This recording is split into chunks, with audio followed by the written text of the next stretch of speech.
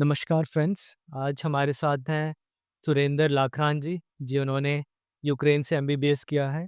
ये यूक्रेन के था 2000 और यूक्रेन और रशिया का जब लड़ाई स्टार्ट हुई थी, उस समय ये भारत वापस आ गए थे। तो आज हम जानेंगे इनकी पूरी जर्नी, कैसे ये इंडिया से यूक्रेन गए, क्यों इन्होंने यूक्रेन को चूज़ किया और फिर वहाँ से इंडिया कैसे आए, वहाँ की क्या सिचुएशन थी, क्यों यूक्रेन रशिया वॉर हुआ, इनकी क्या पर्सपेक्टिव है, वहाँ के आम लोगों का क्या पर्सपेक्टिव था, वॉर से जस्ट पहले वॉर को लेके। वो सारी बातें आज हम इनसे समझेंगे और बाहर से एमबीबीएस करने के क्या फ़ायदे हैं, क्या प्रोज़ हैं, क्या कॉन्स हैं और इंडिया से एमबीबीएस करने के क्या प्रोज़ हैं, क्या कॉन्स हैं।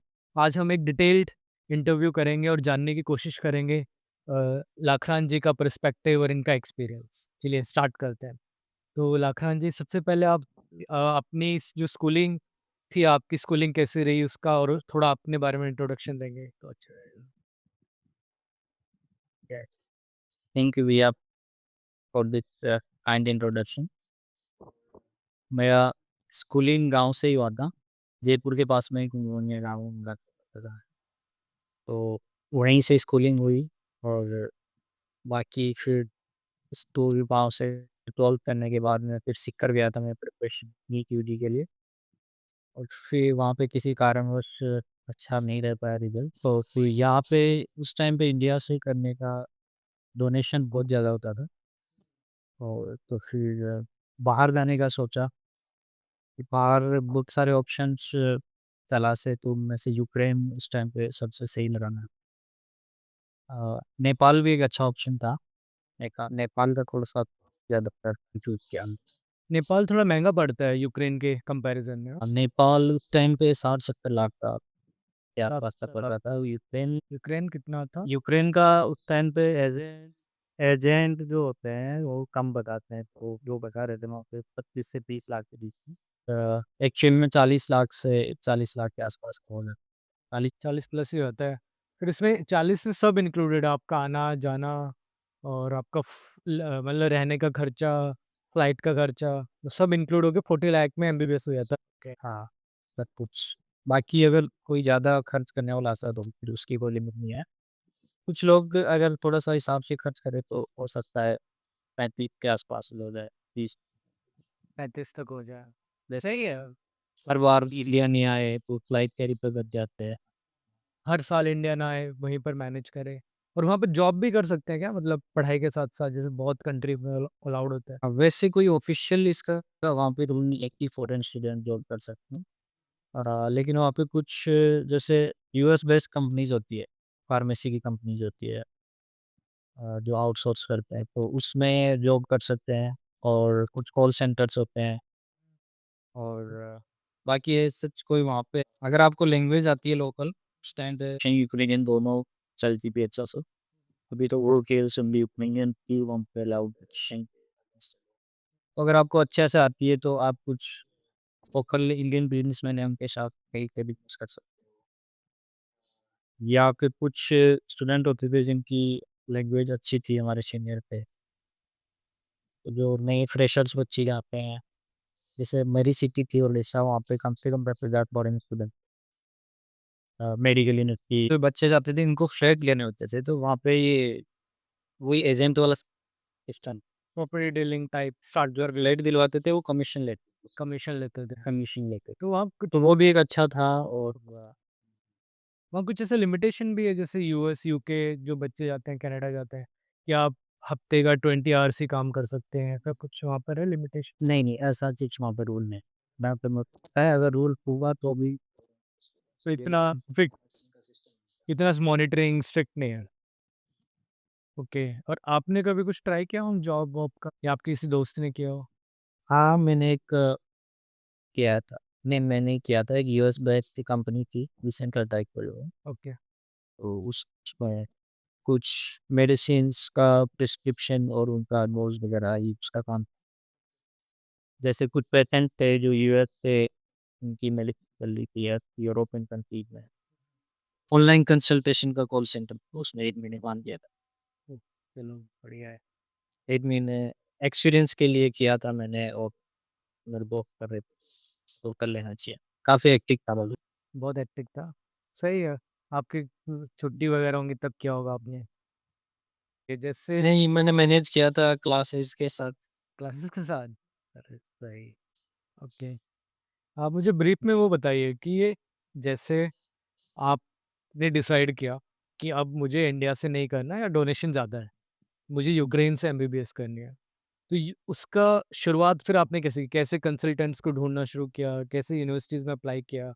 कैसे हमने फ़ीस पेमेंट की? फिर कैसे हमने फ्लाइट बुकिंग्स करे और हम यूक्रेन पहुँच गए? तो वो जो जर्नी है इसको आप मतलब ब्रीफ में बता सकते हैं? हाँ। जब जैसे डिसाइड किया उसके बाद में पहले कुछ भी नहीं पता था मेरे को। मैं भी यही सोचता था कि ये बाहर जाते हैं तो शायद ऐसे स्टूडेंट होते होंगे जिनको पढ़ाई नहीं आती होगी या कमज़ोर स्टूडेंट होते होंगे। हाँ, यही परसेप्शन है। लेकिन ऐसा कुछ परसेप्शन नहीं रखना चाहिए, ऐसा नहीं है। ये सही नहीं है। बहुत अच्छे-अच्छे ब्राइट स्टूडेंट्स भी वहाँ पे जाते हैं। हाँ, ये पुख्ता सही नहीं है, सारे ही कमज़ोर होते हैं, कुछ 10-20% होते हैं, फिर उनका आगे भी फ्यूचर में भी इधर आके एमसीए पास भी नहीं कर और फिर मेरे को पता चला कि सबसे पहले पासपोर्ट होना चाहिए आपके पास। पासपोर्ट के लिए अप्लाई किया, फिर डॉक्यूमेंटेशन की प्रोसेस थी। ऐसा करके बीच में मैं गाइडेंस लेता रहा एजेंट से, जयपुर में ऑफ़िस था। अच्छा, सही तब बीच में जाता रहा फिर हेल्पफुल लोग थे, हाँ, अच्छे थे, बढ़िया हेल्पफुल लोग थे। हेल्पफुल थे। हाँ, अपने पैसे तो बनाते हैं वो, कमीशन तो उनका है काम पे, था वो। Right, right. फीस तो रहेगी उनकी। फिर बाद में जैसे पासपोर्ट बनना कि मैंने इनको दे दिया, फिर उसके बाद में उन्होंने वीज़ा के लिए अप्लाई किया। बीच में वो पेमेंट टेक्निक में मैंने लाख रुपए दिए थे उनको। ओके, 4-5 महीने लग गए थे सारे प्रोसेस। कोई एंट्रेंस पेमेंट मैंने कैश में दिया था इधर। कोई एग्ज़ाम देना पड़ा तो? नहीं, एग्ज़ाम तो नहीं लगता। नहीं, आए हाँ, कुछ स्टूडेंट्स का एम्बेसी में इंटरव्यू होता है। ओके, वो क्यों? वो क्या पर्पज़ है? वो अगर एम्बेसी वालों को लगता है वीज़ा देने से पहले कि ये स्टूडेंट ने कि का एजुकेशन सही है या डिग्री में कुछ डॉक्यूमेंट्स कौन इनको फंड कर रहा है। हाँ, और फर्स्ट ईयर में कितना फीस भरा? फर्स्ट ईयर का वहाँ पे मेरा लगभग 3600 फीस दोनों सेमेस्टर। छत 6-6 महीने के 2 सेमेस्टर होते हैं। $3600। हाँ, $32 तो क्या था उस टाइम मतलब 70 के? टाइम पे था 70 70 के आसपास, 68 या 70 करीबन 16 में। ओके, तो कितना हो गया ये? 3600 70 2.5 लाख के आसपास हो गया। हुँ। तो 2.5 लाख में हो गया अपना फर्स्ट ईयर कंप्लीट हो गया 2.5 लाख में या फर्स्ट सेमेस्टर वो? फर्स्ट ईयर उसमें हो गया था हमारा। ऐसे था उसमें ग्रेजुअल था, हर साल फीस बढ़ती थी। Okay, okay. हर साल थोड़ी-थोड़ी फीस बढ़ाते साल बोले बढ़िया है। तो आपने ऐसा एफएल करके लास्ट ईयर हमारा $4500 के आसपास हो गया था लास्ट ईयर। लास्ट क्लास आते हाँ, थे। तो करीब-करीब 3 लाख और 6 साल था ना? तो 18 लाख के आसपास फीस हो गई। ओके, और बाकी अपना रहना खाना फीस एक्चुअली में शायद मैं फिगर्स मैं शायद सही से याद नहीं कर पाया, डॉक्यूमेंट्स पड़े हैं मेरे पास, लेकिन मैंने एक बार निकाला सारा मेरा लगभग साढ़े 25 लाख के आसपास, फीस चले साढ़े 31 लाख रुपए 30 के लगे एकेडमिक फीस। बढ़िया है, सही है। मतलब इंडिया में तो मुझे लगता है उस टाइम 40-50 लाख तो डोनेशन ही ले लेते थे वो लोग स्टार्टिंग। 2016 में इतने रुपए बहुत बड़ी बात। बहुत बड़ी बात थी, राइट। बहुत बड़ा अमाउंट था। बहुत चलो बढ़िया। फिर आप जैसे यहाँ से आपने अप्लाई कर दिया एजेंट के थ्रू, उसने एडमिशन करा दिया और फिर बाद में वीज़ा प्रोसेस भी करवा दिया आपका, और आपका वीज़ा आ गया। फिर आप वहाँ पहुँच गए, मतलब आपने फ्लाइट ली दिल्ली टू कीव की फ्लाइट ली। हाँ, बीच में कनेक्टिंग फ्लाइट थी हमारी, वो शायद कज़ाकिस्तान अलमाटी में स्टॉपेज था, फिर वहाँ से की फ्लाइट थी और फ्लाइट हमारी एजेंट ने ही करवाई थी, लाइक 40,000 रुपए लगे थे टाइम पे वन वन साइड। अच्छा है। तो फिर जब आप वहाँ लैंड करे कीव में, तो वहाँ पर क्या अरेंजमेंट था एयरपोर्ट से? कॉलेज जाना था या हॉस्टल जाना था या कैसा था सिस्टम? फिर चीन से मेरी सिटी जहाँ पे यूनिवर्सिटी की वो मेरे साथ वो दूर थी, तो वहाँ से एजेंट ने टैक्सी अरेंज कर रखी टू वेट। वहाँ पे हमारे सीनियर कॉन्टैक्ट हो गया। तो वहाँ जाके फिर एडजस्ट हो गए वहाँ पर आपको आपके वो रिलेटिव सीनियर्स मिल गए। कुछ एजेंट ने कॉन्टैक्ट्स दे दिए होंगे, उनसे हेल्प मिल गई। तो रहने का कुछ दिन वहाँ करा होगा फिर अपना अरेंजमेंट कर लिया होगा।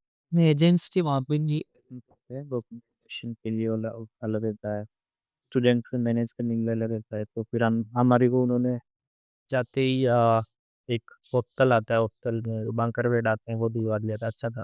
अच्छा, और वहाँ पे फिर और भी इंडियन स्टूडेंट थे, इनसे बातचीत करके थोड़ा-थोड़ा धीरे-धीरे एडजस्ट हो गए। अंडरस्टैंडिंग हो गया। तो यूनिवर्सिटी की तरफ से कुछ हेल्प हुआ वहाँ पहुँचने के बाद? यूनिवर्सिटी की तरफ से कुछ सपोर्ट था आपको? रहने-वहने में, खाने में, इन सब चीज़ों में हेल्प हुई? यूनिवर्सिटी का कोई अपना ऑफ डिपार्टमेंट इंटरनेशनल स्टूडेंट्स की हेल्प करने के लिए ऐसा कुछ? नहीं, नहीं, ऐसा कुछ नहीं होता। उन्होंने सारी ज़िम्मेदारी मान लो या एजेंट्स जो होते हैं ना, उन्होंने अपना सेटिंग कर रखा था वहाँ पे, तो वही सब कुछ सँभालते थे। 4-5 एजेंट थे। ओके, वही सब देखते थे। तो उसके कुछ चार्जेज़ लेते थे वो? हाँ, वही देखते थे इंटरनेशनल स्टूडेंट का, बिल्कुल हर चीज़ के चार्जेस। हर चीज़ की? जहाँ वहाँ पे तो कुछ भी फ्री नहीं था। इवन जो इंडियन एजेंट्स थे, वो एडवाइस भी फ्री नहीं देते थे उसके इफ़ेक्ट में। और ये ये एक बहुत नेगेटिव पॉइंट लगा मेरे को कि फर्स्ट में बच्चे जाते हैं, कुछ जानते नहीं है। एजेंट हर चीज़ के कुछ एजेंट्स अच्छे होते हैं, काफ़ी उसके उनसे डबल चार्ज ले लेते हैं, बट वो पता नहीं होता है। फ़ायदा उठाते हैं। उल्टे-सुल्टी जगह पे टोटली का फ़ायदा उठाते हैं नज़रिया।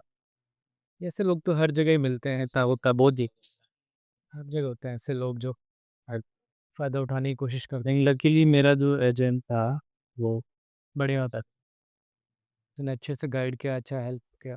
फिर जैसे आप लोग वहाँ पहुँच गए, रहने का हो गया तो आप फर्स्ट डे जब कॉलेज में गए तो कैसा एक्सपीरियंस था? तो उन्होंने कुछ काउंसलिंग सेशन, कुछ ओरिएंटेशन कुछ ऐसा रखा था आप लोग के लिए कॉलेज ने? कॉलेज में ऐसे कुछ नहीं था, मेरा 15 बैच था, उसमें 30 स्टूडेंट थे।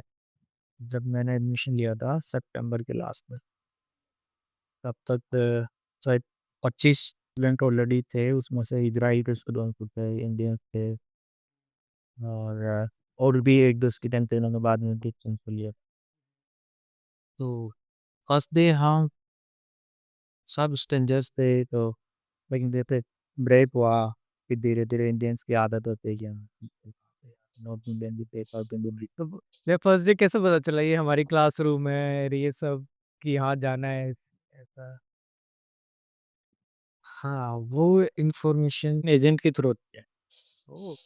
एजेंट को बहुत हमारे एजेंट बहुत दूर की उसे पता होता है यूनिवर्सिटी में कहाँ क्लासरूम ये भी वो बता देता है। उनके पास चार्ट शेड्यूल आ जाते हैं, कब से क्लासेस है। यूनिवर्सिटी में उनके लिंक होते होंगे, वो लोग इनको मैसेज या मेल ऐसे कर देते होंगे कि क्या शेड्यूल है, कौन से बच्चे का कहाँ लगा है ऐसे। तो फिर जब पहला लेक्चर कैसा रहा? और यूनिस्ट वाले हाँ, सबसे पहले इन्होंने मेरे को क्लास थी, इससे पहले दिन एक क्लिप दी थी, उसमें मेरा नाम यूक्रेनियन लैंग्वेज लिखा होता, नंबर लिखा होता, क्लासेस का शेड्यूल लिखा होता। फर्स्ट डे लेक्चर नहीं था हमारा, एक क्लास थी आई गेस बायोलॉजी या बायोकेमिस्ट्री क्लास थी। स्ट्रेंजर की तरह बैठे थे, सारे स्ट्रेंजर्स ही थे और मैंने एक्चुअल में सीख कर तैयारी की थी, तो मैं वो आता है इधर होते हैं वो डली। बायोकेमिस्ट्री तो उन्होंने वो क्या फर्स्ट ईयर हाँ, फर्स्ट ईयर में बेसिक से स्टार्ट करवाते हैं। तो टीचर आए, उन्होंने फिर क्लास में कुछ क्वेश्चंस पूछे, तो लगभग क्वेश्चंस के मैंने आंसर दिए, तो ऑब्वियसली सबकी अटेंशन और वो डिवाइड। फिर जैसे ही और ब्रेक हुआ हमारा, तो फिर सब भी क्यूरियस तो होते ही हैं, तो स्टूडेंट्स एक दूसरे के फिर धीरे-धीरे ग्रुप बनते गए। अच्छा था पहला एक तो ओवरऑल। के और वहाँ पर इंजीनियरिंग वाला माहौल था कि 30 में से 29 लड़के ऐसा था या सही मिक्स क्राउड था ऐसे? रेशियो एक्चुअल में उल्टा था, बैचेज़ में ज़्यादातर लड़कियाँ। ओके, ऐसा था, सही है। तो फिर जैसे आप वहाँ गए, फर्स्ट डे आपने क्लास अटेंड की थोड़े दिन और तो वहाँ इंडिया से जब आप गए सितंबर में, तो वहाँ के और यहाँ के वेदर में कितना आपको डिफरेंस लगा? कंडीशन वेदर का काफ़ी लड़ाई था। यहाँ पे यहाँ से जैसे मैं दिल्ली एयरपोर्ट से बैठा था, तो अलमाटी में वहाँ पे हमारी कनेक्टिंग फ्लाइट थी, तो वहाँ फ्लाइट से उतर के एयरपोर्ट के अंदर जाते हैं बस में बैठ कम चिलिंग बिल्कुल ठंडी हवा चल रही थी पर पहले एजेंट ने बता दिया था तो पैकेट लेके जा रहा है साथ। वहीं से बम ठंड वाला माहौल स्टार्ट हो गया था। वहाँ पे कीव में जैसे ही उतरा तो बिल्कुल हवा चल रही थी ठंडी-ठंडी ज़्यादा। चिल तो फिर वही है वहाँ पे धीरे-धीरे हाँ, ये इश्यू रहा था वेदर वाला। बिल्कुल चीज़ बिल्कुल ठंडा वेदर है ना। वेदर का एक चैलेंज रहता है काफ़ी। और स्टार्टिंग में फूड का कैसे किया? मतलब स्टार्टिंग के 1 मंथ जब हम जाते हैं, हफ्ता 10 दिन, तो फ्रेंड के पास ही रहा पहले तो खाने का सिस्टम? स्टार्टिंग के 1-2 दिन तो एजेंट ने करवाया। वहाँ पे एक रेस्टोरेंट था वहाँ पे वेजिटेरियन जो भी वही जैसे अपने स्टूडेंट्स रहते हैं तैयारी करने वाले वैसे ही वो भी वहाँ पे इतना हाँ, अमाउंट का। इंफ्रास्ट्रक्चर अच्छा था तो किचन वगैरह रूम्स वगैरह तो अच्छा। सीनियर्स थे, नॉर्थ इंडियंस थे तो वही अपना आटा लगाना, रोटियाँ बनाना सब। जी बनाना, एक जना बर्तन धोएगा, और पूरा सिस्टम सेट करना। मतलब चलो खाना तो हम बना लेंगे स्टार्टिंग में, फैसिलिटी मिल जाए उतना भी बहुत है। स्टार्टिंग में तो गैस मिल जाए, भूखा आदमी खाना तो बना ही लेगा कुछ ना कुछ। सीनियर से अच्छे मिल गए थे मेरे को स्टार्टिंग के 10 दिन तक तो उन्होंने मुझसे कुछ नहीं करवाया कि नहीं आया फिर बाद में कहा कि चाय बना लेता है कि मैंने कहा हाँ चाय तो बना लेता हूँ तो उन्होंने फिर मेरी ड्यूटी लगाई थी सुबह तक सबको उठा के चाय दिलाई। सही, सीनियर्स ने इतना कोऑपरेट किया, इतना बहुत है। करता इंडिया में तो रैगिंग हो जाती है पहले ही दिन। चलो अच्छा है रहा। हाँ रैगिंग वाला कुछ था नहीं नॉर्मल इंट्रोडक्शन हुआ था। हम्म, नॉर्मल इंट्रोडक्शन होगा, सही है, अच्छा है। तो चलो ये तो हुआ आपका, मतलब जाने का स्टार्टिंग का आपका एक्सपीरियंस। कोई स्टार्टिंग में आपको कोई ऐसा एक्सपीरियंस रहा हो जो आपको लगा हो, यार ये कहाँ फँस गए, वापस चलो इंडिया, ऐसा कोई इस तरह का कोई खराब एक्सपीरियंस हो, कोई बैड एक्सपीरियंस स्टार्टिंग में जब आप गए? नहीं नहीं ऐसा तो नहीं था मैं तो एकदम फुल एक्साइटेड था मैं जो बैठ रहे थे उनको। अच्छा, हाँ, यूरोप। हाँ ये था कि जब वहाँ पे स्टार्टिंग में मेरे को लैंग्वेज नहीं आती थी वहाँ की और एक बार वहाँ पे लोकल जो अथॉरिटी जो थी वहाँ पे भी रजिस्ट्रेशन करवाना था वहाँ पे मैं क्लास से डायरेक्ट एक ही चला गया था वो एजेंट में कॉल करके बुलाया तो अब वो एजेंट तो उसके बहुत सारे स्टूडेंट और वहाँ पे अब स्ट्रीट्स के नाम सारे लोकल लैंग्वेज में लिखे हुए हैं और फॉर्म में भी अगर लोकेशन वगैरह डालोगे तो वो भी फिर आपकी लैंग्वेज में टाइप करनी है तो वो काफ़ी डिटेल मेरे द्वारा मैं पहले थोड़ी सी लैंग्वेज सीख के आनी चाहिए, हाँ, लेकिन हो गया था मैंने। मैंने क्या हो गया, सही है। ब्यूटीफुल है यूक्रेन, है ना? बहुत सुंदर जगह है। हाँ, तो आपका 4-5 साल तो बढ़िया निकले वहाँ, पढ़ाई-लिखाई किया, एग्ज़ाम्स दिए, सब अच्छा गया। हाँ, शायद अच्छा भी है। कोविड टाइम में तो भी इतना ज़्यादा चैलेंजिंग नहीं था अपने लिए। फिर आप बीच में कितने बार इंडिया आए पूरे आपकी कोर्स में? मैं लगभग हर साल ही आया था ऐसा कोई इसमें कोविड वाले टाइम में नहीं आया था कहीं था। ओके, बाकी हर साल 1 बार इंडिया आते थे, महीना 1 महीने के लिए मुझे लगता है, हाँ, लगभग 2 महीने 2 महीने। 2 महीने के लिए आते थे, सही है। तो फिर ये एक बार बीच में आया था मैं। क्या कुछ इमरजेंसी में आए थे? वो नहीं वो शादी में आया था भैया एक ट्रस्ट के साथ। 2018 में शायद, है ना? 18 में, राइट। हाँ, हाँ। तो आपका ये कौन से ईयर में हुआ था जब आपको वहाँ से आना पड़ा था यूक्रेन से? कौन सा ईयर था वो? 2020? 22 स्टार्टिंग में ही स्टार्ट हो गया। तो जब आप वहाँ थे और आपकी पढ़ाई चल रही थी फाइनल ईयर में, तो कब आपको ऐसा लगने लगा था कि अब यहाँ सिचुएशन खराब हो रही है? मतलब ऐसा क्या माहौल बनने लग गया था कि भाई अब यहाँ लड़ाई हो सकती है? वहाँ पे लोकल्स में तो कुछ ऐसा था नहीं। इंटरनेशनल मीडिया वगैरह में फॉलो होता रहता था। कुछ मीडिया आउटलेट स्ट्रांगली प्रेडिक्शन कर रहे थे। बाकी लोकल स्टूडेंट्स में भी यही रूमर्स वगैरह डिस्कशन चलते रहते हो सकती है लड़ाई। लड़ाई हो सकती है। और आपका जो यूनिवर्सिटी या सिटी थी वो बॉर्डर, रशियन बॉर्डर से कितना दूर था? मतलब इन किलोमीटर अगर बताना सकते हैं तो। हाँ वो क्रामिया जो रशियन ही कब्जा रखता है। एक्चुअली मेरी जो सिटी थी वो मेरे साथ जो ब्लैक सी थी बिल्कुल पोर्ट सिटी है वो। वहाँ से तो एक देखा जाए तो ब्लैक सी में ही रशिया की प्रेजेंस की है प्राइम क्राइमिया में होगी मेरे हिसाब से 400-500 में। 4 से 500 किलोमीटर। ये कौन से महीने की बात है? मतलब कौन से मंथ में लड़ाई स्टार्ट हो गई थी रशिया यूक्रेन की? फ़ेब में आई थिंक फ़ेब 22 में ना उनकी लड़ाई स्टार्ट हो गई थी। और आप लोग कौन से मंथ पे वहाँ से निकले मतलब अपनी यूनिवर्सिटी से कि अब चलना चाहिए हमें वो कौन-सा मंथ था वो? मार्च मार्च आ गए थे। 4-5 मार्च। या तो जब लड़ाई वहाँ शुरू हुई तो वहाँ पर कैसे सिचुएशन थी? कैसे माहौल चेंज हुआ? मतलब क पहले लड़ाई से 1-2 दिन पहले कैसा माहौल था? फिर लड़ाई स्टार्ट होने के 2-3 दिन बाद कैसा माहौल कैसे चेंज हो गई थी वहाँ पर? माहौल तो पैनिक का तो माहौल था ही लड़ाई स्टार्ट होने के बाद में। पहले तो वहाँ पे मोबिलाइज़ेशन का वो ऑर्डर आ गया था। तो फाइटिंग एज जनरल्स थे उनको सारा एनरोलमेंट कर रहे थे आर्मी में। और बाकी ये स्पाइरल वगैरह पे वगैरह पे जाने नहीं देते थे, जाते भी नहीं थे वो जाने के लिए। और क्लासेस फिर हमारी ऑनलाइन मोड भी शिफ्ट हो गई थी। ओके, कि अपने फ्लैट से ही करो। हाँ, मैं उस टाइम तो हॉस्टल में रहता था, तो हॉस्टल से ही पूरा असाइनमेंट देते थे। फिर आपको ये इंस्ट्रक्शंस यूनिवर्सिटी ने दी कि भाई अब अपना देख लो, जिसको निकलना है निकल जाओ, जैसे जो करना है वो यूनिवर्सिटी की तरफ से आई थी इंस्ट्रक्शन या गवर्नमेंट? यूनिवर्सिटी की तरफ से एक्चुअल में यही कम्युनिकेशन गैप रहा।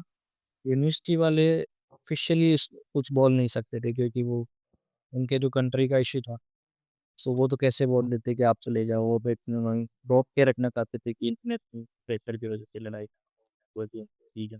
कि फॉरेनर्स हैं बहुत लेकिन एम्बेसी ने ज़रूर कन्फ्यूज़न सिचुएशन बना दी पूरा ये, क्योंकि ना तो वो क्लियरली ये बोल रहे थे कि वो रहो सब याद पे ले जाओ, ना ये बोल रहे थे कि आप यहाँ पे जाओ हम देख लेंगे, आपको कुछ अ, फैसिलिटी प्रोवाइड कर देंगे। वो बोल रहे थे कि we are observing the situation like हम पे खुद पे पीठ पे फॉलो अप कर रहे थे।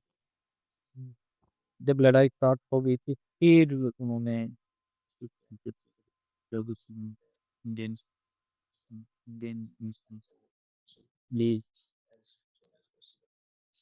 तो आप लोग फिर कितने लोग थे ग्रुप मतलब कितने लोगों का था? आप कितने लोगों ने मिलकर डिसाइड किया कि हम लोग सब साथ में चलेंगे, साथ में निकलेंगे? और ये कैसे पता चला कि हमें रोमानिया जाना है और फिर रोमानिया कैसे गई? वो आप एक बार हमें बताएँगे? फिर वो तो हम फाइनल ईयर में थे तो सारा समझ चुके थे हम कि किधर कौन-सा बॉर्डर पास में पड़ेगा, किधर क्या वहाँ पे हमारे हर सिटी में स्टूडेंट थे, बॉर्डर में थे। फिर बात हो गई थी मेरे देख रहे थे। तो हमारे सबसे पास में वैसे तो मालदेवा था लेकिन वो ओपन नहीं था, वो में नहीं था। हंगरी वहाँ पे बॉर्डर पे ज़्यादा कंडीशन का उल्लेख पांड रहना सही और वो काफ़ी दूर था। फिर वहाँ पे स्टूडेंट में ये जैसे पे बसेस वगैरह रेंट पे लेके निकले। फिर हमारे हॉस्टल के 39 स्टूडेंट थे, 2-3 मेरे दोस्त। हमने डिसाइड किया कि ठीक है आप चलते हैं तो फिर हमने बस करी फिर लगभग 7-8 लाख रुपए इंडियन करेंसी हाँ, पर स्टूडेंट तो ज़्यादा नहीं थे लेकिन हाँ, ठीक तो सिर्फ़ बॉर्डर तक पहुँचाने के 7-8 लाख? हाँ, वो सिचुएशन हाँ, लेकिन वो सिचुएशन ऐसी थी कि बसेस वगैरह मिली नहीं रही थी, मिल काफ़ी रही थी, डिमांड टैक्स ज़्यादा वगैरह थी। लगाना पड़ता था, डिमांड ज़्यादा थी। फिर हम जिस दिन निकले उससे पहले वाले दिन निकलना था हमारे प्लानिंग में, लेकिन हमारे जैसे बस आ गई थी हॉस्टल के बाहर, बैग्स वगैरह सामान रखने वाले थे, तभी वहाँ पे सडनली ओडेसा सिटी थी, उस पे वापस से मिसाइल अटैक हो गया था। तो फिर हमने पोस्टपोन कर दिया कि वेट कर फिर अगले दिन मॉर्निंग में फिर से एक बार मिसाइल अटैक हुआ, फिर आफ्टरनून में जाके बस आई हमारी और फिर जितना जल्दी आप उतना निकले वहाँ पे। जैसे निकले वहाँ पे लगभग 20 किलोमीटर गए थे, फिर हमारे कुछ वहाँ पे रह गए थे, उन्होंने बताया कि अटैक हो गया था। कुछ नहीं टाइम काफ़ी पैनिक आपने कहीं ऐसा आवाज़ें भी आई आपको ऐसे सुना कि मिसाइल धमाके की आवाज़ और वो सब आपके हॉस्टल तक कैसे? हाँ, जिस दिन लड़ाई स्टार्ट हुई थी 22 तारीख को मेरी फ्लाइट थी क्लियर एवरीडे। मैं खुद के बेसिस पे ही फ्लाइट करवा ली थी मैंने और मेरे को लग रहा था कि वो सब लड़ाई एक्साइटमेंट की वज़ह से 3 बजे तक हम सोए नहीं कि थोड़ी देर का रेस्ट कर लेते हैं, 6 बजे 5:30 बजे निकलना था 5 बजे एयरपोर्ट के लिए। सुबह 4 बजे एकदम से हमारे होटल से लगभग 5 किलोमीटर के आसपास मिलिट्री बेस था, वहाँ पे सबसे पहले मिसाइलें थी। और भी जगह हुआ था लेकिन ओडेशा में 4 बजे के आसपास जब वो मिसाइल वहाँ पे ब्लास्ट हुआ तो पूरे हॉस्टल के विंडोज़ वगैरह सारे वाइब्रेट करने लग गए थे, एकदम फुल लाइट्स चारों तरफ जला। वो एकदम से उठ गए थे हमने, ये देखा सायरन बज और चल रहा। अभी फिर बंकर में जाने के लिए लोग बंकर थे बनाए हुए पहले से? पहले से बेसमेंट वगैरह बंकर टाइप में बना। ओके। तो फिर आपकी फ्लाइट वो हो गई, कैंसल हो गई? फिर फ्लाइट वालों की तरफ से मेल आया कि first flight have been cancel. तो रिफंड आया उसका, जो पैसा फ्लाइट में लगा आपका? सुन सही है। फिर जैसे बस लेके आप निकले ओडेसी से, तो फर्स्ट स्टॉप आपका कहाँ रहा? कहाँ जाके आप लोग रुके और खाने-पीने का कैसा रहा सिचुएशन? एक्चुअली ऐसा खाने-पीने का हमने सबने स्टॉक ले लिया था, पानी की बोतल वगैरह रख ली थी। ये प्रिपरेशन के साथ थे कि अगर 3-4 दिन भी रुकना पड़े बॉर्डर पे। अभी बॉर्डर की सिचुएशन काफ़ी खराब थी, बीइंग बेसिकली सपोर्ट देता। फिर कितना टाइम लगा बॉर्डर तक पहुँचने में? तो क्या सिचुएशन थी रास्ते में? बस से हम निकले चले गए, ऐसा कुछ हमने प्लान नहीं किया पर वहीं रुकना है। वैसा था कि अगर डिसाइड कर लेंगे कि कुछ खाना-पीना है, यूरिनल वगैरह जाना है, रेस्टोरेंट वगैरह तो रुक जाएँगे भई। तो मतलब है बीच में एक रेस्टोरेंट सा था रोड साइड में, वहाँ पर ही थोड़ी-थोड़ी दूर मिलिट्री चेक पोस्ट। ओह! अच्छा, तो बार-बार बस को रुकवा के चेकिंग भी कर रहे थे या बस रोक के जाने दो, रोक के जाने दो? चेकिंग कर रहे थे एक्चुअल में वहाँ पे डिमोबिलाइज़ेशन का वो आ गया था ना, कुछ यूक्रेनियंस भी वहाँ से भागने की कोशिश। मेल्स को अलाउ नहीं कर रहे थे कंट्री छोड़ के जाने के लिए, टाइम पे शायद 18 साल से ऊपर वालों रोक रहे मेल्स के। तो फिर ज आपको बॉर्डर से कितनी दूर पे छोड़ दिया था बस ने? कितनी पहले ही बॉर्डर से? बॉर्डर से आई गेस 25-30 किलोमीटर होगा। 25-30 किलोमीटर पहले छोड़ दिया था? क्या मतलब आर्मी वाले थे जो जाने नहीं दे रहे थे बस को आगे? क्या हुआ था ऐसा? अ, एक्चुअल में टू वे था, वो हाईवे था, बॉर्डर कुछ नहीं था वहाँ पे। रोमानिया की उस टाइम पे उसे फेंसिंग थी बड़ी, बीच में हाईवे था, रोड था, जंगल था। जो यूक्रेन से बाहर जाने वाले लोग थे, जैसे एल्डरली हो गए, बच्चे हो गए, फीमेल थे, उनकी इतनी ज़्यादा भीड़ थी कि लगभग आई गेस 30 किलोमीटर तक ट्रैफिक जाम, लीडर पे रुक के करते हुए जाने दे रहे थे लोग। ट्रैफ़िक ही इतना था कि 30 किलोमीटर तक ट्रैफ़िक था। फिर इतना हाँ, तो वो बस को आगे ले नहीं जा सकते थे क्योंकि वो रॉन्ग साइड हो जाएगा और वाला इधर पे कार्गो ट्रक्स वगैरह आ रहे आ रहे थे।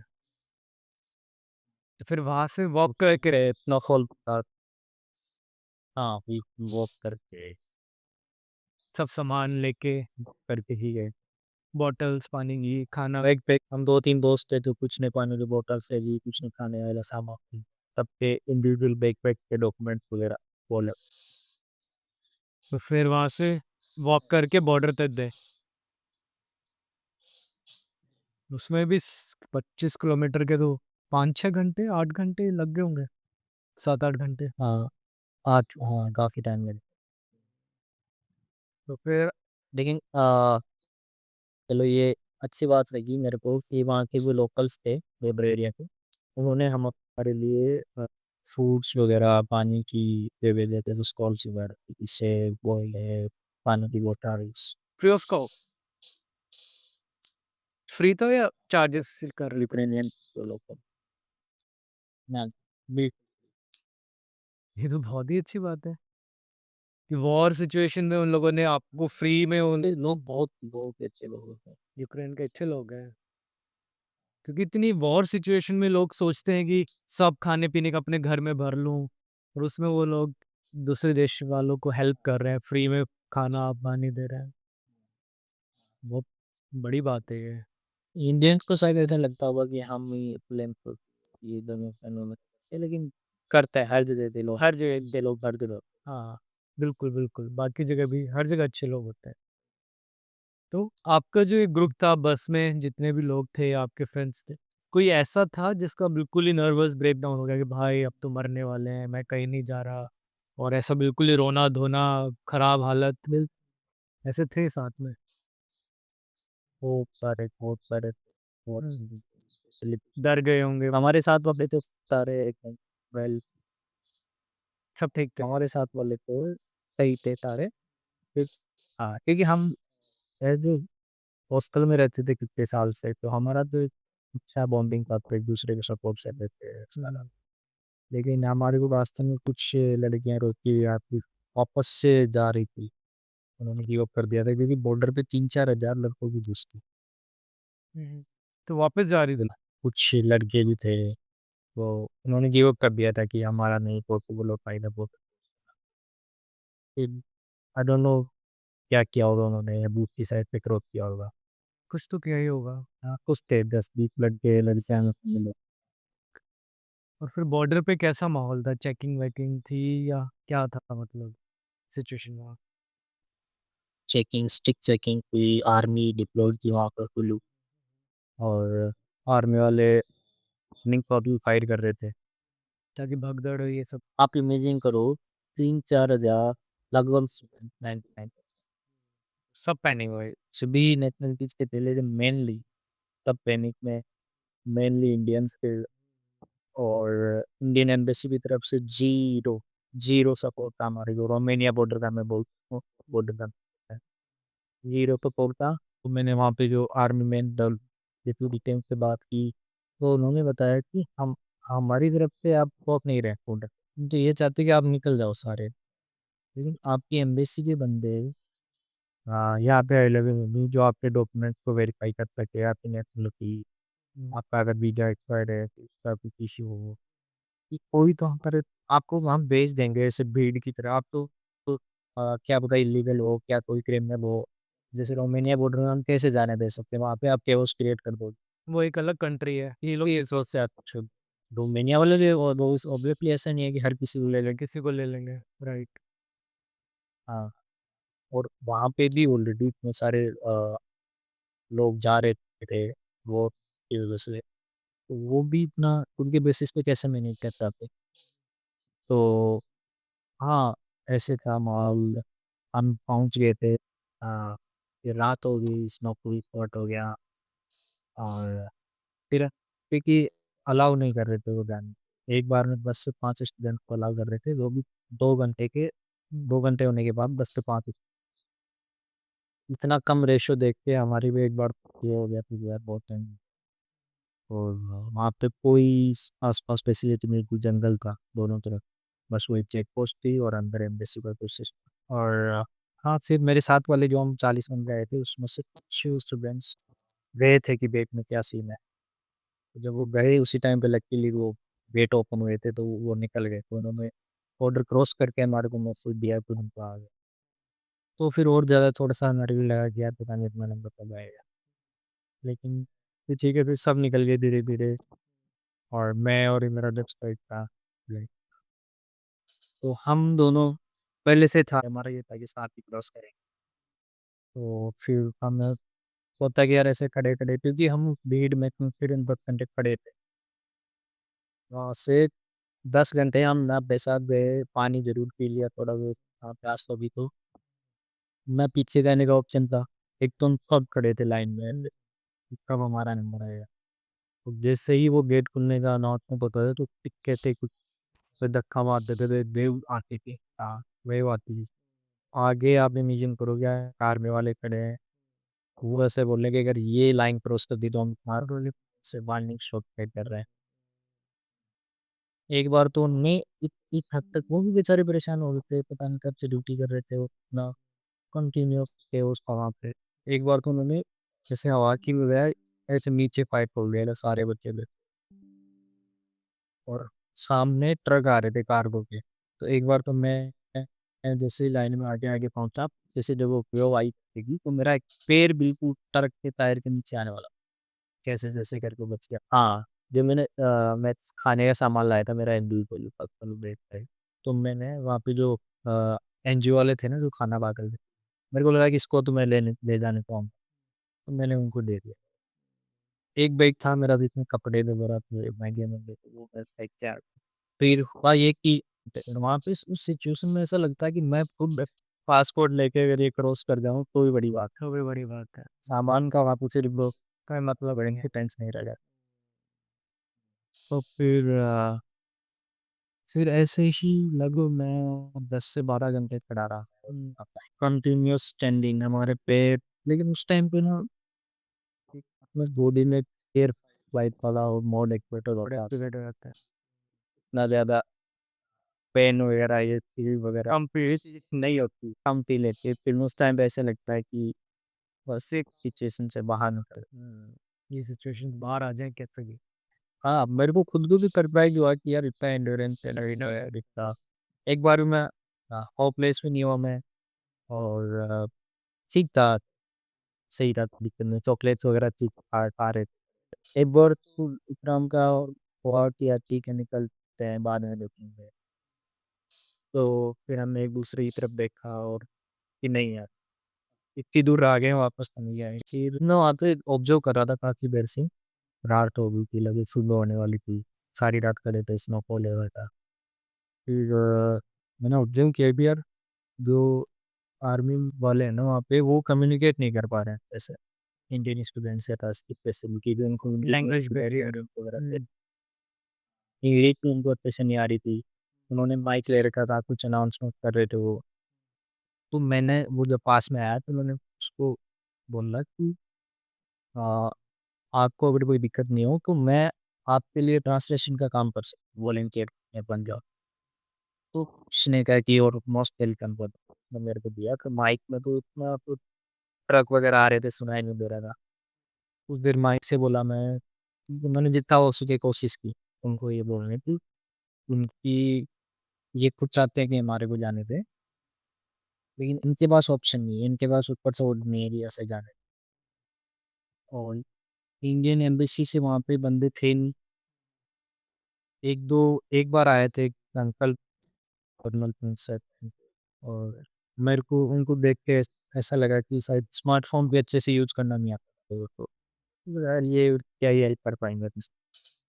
तो मैंने लग आधे 1 घंटे तक ये वॉलंटियर का काम किया। वहाँ पे कुछ लड़कियाँ थी उस टाइम पे लाइन में, उनको ऐसे लगा कि मैं एम्बेसी की तरफ से हूँ। तो वो ऐसे एकदम कि सर प्लीज़ हमारे को जाने दो, और उनके मैंने पैर वगैरह देख के भी, इतनी भीड़ में लड़कियाँ में वो जूते वगैरह रख के ब्लीडिंग हो गई थी, और हाँ, गंदी हालत थी सब। तो मेरे से जितना हो सका आई गेस 6-7 लड़कियों को मैंने और हेल्प 2 लड़कों को बॉर्डर क्रॉस कराई, हेल्प किया। एक लड़की तो शायद बेहोश हो गई थी ऑलरेडी उधर की थी, तो उसको निकाला।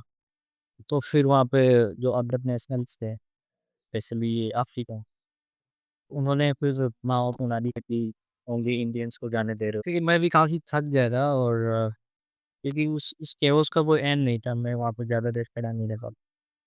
फिर मैंने इकराम को पहले ड्रॉप ड्रॉप करवाया, फिर मैंने उसको थैंक यू बोला आर्मी वाले को, और जैसे ही वो फिर नेक्स्ट ट्रक आने वाला था बॉर्डर देने वाली थी, तब मैंने वो माइक उसको दिया और मेरा बैग लो ओके। फिर आगे आके फिर एक तरफ कैसा था माहौल एक बार रोमानिया आने के बाद? इस तरफ रोमानिया जैसे बॉर्डर में अंदर गए तो कि हाँ ठीक, फाइनली अब रिलीफ मिला, और अंदर अच्छा था, हमारे आधे घंटे के अंदर डॉक्यूमेंटेशन का काम हो गया था। और फिर वहाँ जाते ही वहाँ तो पूरा माहौल ही अलग था, वॉलंटियर वगैरह अवेलेबल थे, उन्होंने हमारे को चाय वगैरह ऑफर, कंबल दिए, टेंट वगैरह ऑफर किया रेस्ट करने के लिए, मेडिसिन दिए हमारे को, सैनिटाइजर वगैरह। यूरोप तो यूरोप है, फिर वहाँ क्योंकि वो दान करने पे आते हैं तो वो देखते हैं जी। उनके वहाँ ह्यूमन राइट्स काफ़ी अच्छे हैं, तो वो ह्यूमन लाइफ को वैल्यू करते हैं। वहाँ पे एक फ़िल्म आपको लगेगा, ह्यूमन्स की कुछ वैल्यू है। बिल ह्यूमन्स की वैल्यू है, रियल में एक अलग ही वर्ल्ड है वो। ये तो है। हाँ, तो ये हाँ, जैसे हम आए तो फ्री में हेल्थ चेकअप, मल्टीविटामिन्स, आपको ओमेगा 3 टैबलेट्स वगैरह, कंबल वगैरह, आपको पाउडर वगैरह, और फ्रूट्स वगैरह लगा के अच्छा सही। फिर वहाँ से फ्लाइट अपनी एम्बेसी ने कराई या खुद से रोमानिया से भी खुद से फ्लाइट करानी थी? कैसा हुआ? हाँ, फिर हम फिर ये भी इंटरेस्टिंग बात है। फिर हम जैसे रोमानिया बॉर्डर में एंटर हुए, पहले तो हम चले बैठ गए टेंट में अच्छे से, कैंप को लगाओ, टी वगैरह पी पाया, जूते निकाले तो फिर एकदम कम से कम हो गए होंगे मेरे को जूते पहने हुए उस टाइम पे लगभग 30 घंटे से ज़्यादा। सेकंड टू में वॉक की, फिर खड़े रहे वहाँ बॉर्डर पे एकदम पैर स्वेलिंग आके और रेड रहे हुए हो गए थे सारा। फिर हमारे को लगा कि हाँ ठीक है यार अब चलते हैं। न्यूज़ में आया था कि इंडियन गवर्नमेंट श्री में इवेक्यूएट एयरलाइन से हमारे को एयरलाइन इंडियन एम्बेसी का या जो जहाँ पे उन्होंने अरेंजमेंट कर रखा था वो ढूंढने में कम से कम 3 घंटे लगे। एक कोने में जाके लगा रखा था इंडिया। फिर हम वहाँ पे गए, वहाँ पे उन्होंने एक लो क्वालिटी का टेम्परेरी सा टेंट लगा रखा था, उसमें इतनी क्राउड थी। तो वही है ना, ऐसे सिचुएशन में लड़कियों को चलो कि कहाँ इनको पहले जाने लड़के सारे बाहर थे, लड़कियां लड़कियां आधी अंदर थी आधी बाहर थी, खड़े रहने तक की जगह नहीं थी। फिर हमने वहाँ पे एक लोकल कोई एनजीओ था, उसके टेंट में हम रुके, वहाँ पे खाना खाया और फिर काफ़ी थक गए थे तो हम वहीं फिर वहाँ पे स्नोफॉल हो रहा था एक्चुअली, हमारे कुछ दोस्त रह गए थे तो उनसे लेकर कैंप करने। तो वो बता रहे थे कि सिचुएशन वर्स्ट से वर्स्ट होती जा रही है, फायरिंग कर रहे हैं बंदूक से, फिर वो बंदूक के बट से भीड़ को कंट्रोल करने के लिए मार रहे हैं लड़का। उनको आप सोचो ना कि आपकी होम कंट्री किसी दूसरी कंट्री के साथ उनकी इन्वेजन हो गया है और बॉर्डर पे आप उनको ऐसे सिचुएशन में अब उनका रोटेशन वो बता रहा था मैं आर्मी वाला कि पिछले 30-40 घंटे से वहीं उसी बॉर्डर पे हो। उनकी भी सिचुएशन खराब थी। तो यही था। फिर मैं और इकराम खुद वहाँ पे 6-7 घंटे हमने रेस्ट किया। फिर वहाँ पे एक बस वाले से कॉन्टेक्ट किया हमने, शायद वो एम्बेसी की तरफ से भी थी क्योंकि फिर पहले उन्होंने चार्जेज बोला था हमारी कि जैसे एक इंडियन एम्बेसी ऑन वही बस आए। तो हम दोबारा जाके उससे बात की तो बोले हाँ फ्री एम्बेसी। फ्रॉड तो वहाँ पे जो मौका मिल रहा है वही और कर वहाँ पे एयरपोर्ट पे आ रहे हैं, वहाँ पे की वेटिंग थी। फिर अवेलेबिंग फ्लाइट में मान बड़ा डायरेक्ट फ्लाइट थी, फिर दिल्ली आए वहाँ पे फिर मांडविया की है, अम्बाला वगैरह पहन बात वहाँ पे राजस्थान मूवमेंट की तरफ से बस एक अवेलेबल थी फैसिलिटी फिर इंडिया आने के बाद तो बहुत अच्छा लगा होगा यार, बहुत रिलीफ लगा होगा। रिलीफ कंपनियों में बॉर्डर में क्रॉस एंड प्रोवर्टी कर रही हो गया है। सही हो गया था। बट ये तो ऐसे था कि थोड़ा सा टाइम मिल जाए तो मैं रेस्ट कर लूँ। तो फिर यहाँ इंडिया आए आप, फिर इंडिया से आपने एग्ज़ाम वगैरह दिए, जो भी फाइनल बचे हुए थे, फाइनल एमबीबीएस के लिए।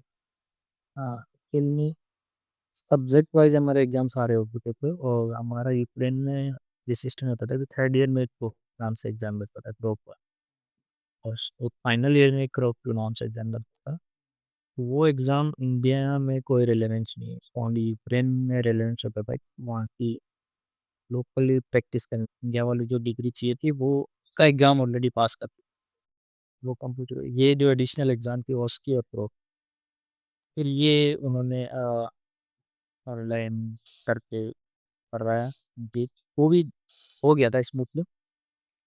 तो वो हो गया, उसके बाद आपका डिग्री के लिए प्रोसेस कंप्लीट स्टार्ट हो गया होगा। हमारा डिग्री डिग्री 4 ईयर पे आ गया था।